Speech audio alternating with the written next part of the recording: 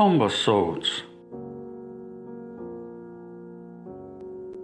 I went to visit my uncle last week, and while we were chatting, he collapsed from a severe heart attack.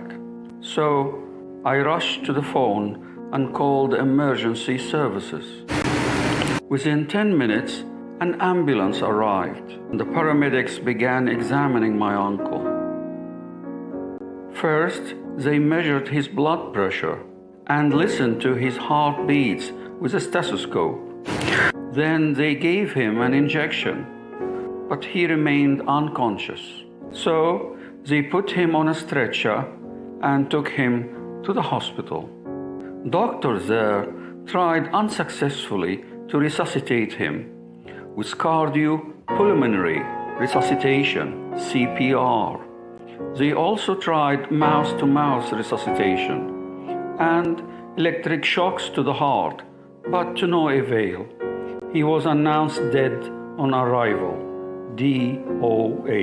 I forgot to mention that on the way to the hospital, I called my mother, and she came to the hospital immediately. The doctor told us the sad news that my uncle has died, passed away from massive and strong stroke. My mother fainted and lost consciousness. When she came round, she was grief-stricken, sad and full of sorrow. The nurse told us that they moved my uncle's body, the deceased, to the hospital morgue.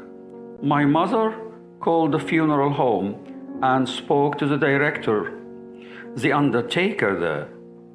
We went to see him, and she chose a suitable casket, coffin. She also asked for 5 cars to be in the cortege that followed the hearse, and ordered a wreath of flowers with a card that says, "We love you." Mom also called a newspaper to publish an obituary. She was against the idea of cremating my uncle's body in a crematorium and putting his ashes in an urn. Also, Mom wrote an epitaph to be engraved on my uncle's tombstone. She told the funeral director if she was rich enough, she would have probably built a mausoleum for my uncle's body to be buried in. During the funeral, at the church near the cemetery, which was full of mourners, the men took their hats off as a mark of respect, and some wore black bands on their left arms. A sad requiem was played, and the vicar, priest, pastor said a nice eulogy about my uncle. Many of us cried in silence without wailing. After the coffin was laid in the grave by the pall bearers, I threw a flower over it and whispered, "Goodbye, Uncle. May God have mercy on your soul. Rest in peace." After the burial, our family and friends went to my uncle's house for a wake. My mom prepared a buffet of light snacks and beverages. It was a somber occasion where all of us remembered my uncle and talked about our memories with him.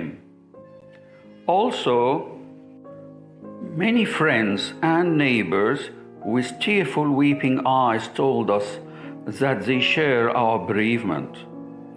1 week later, after my uncle's funeral, the family, as heirs to his estate, went to his solicitor's office, who expressed his deepest condolences, sincere sympathies, solace and consolation to us, and read on us my uncle's will.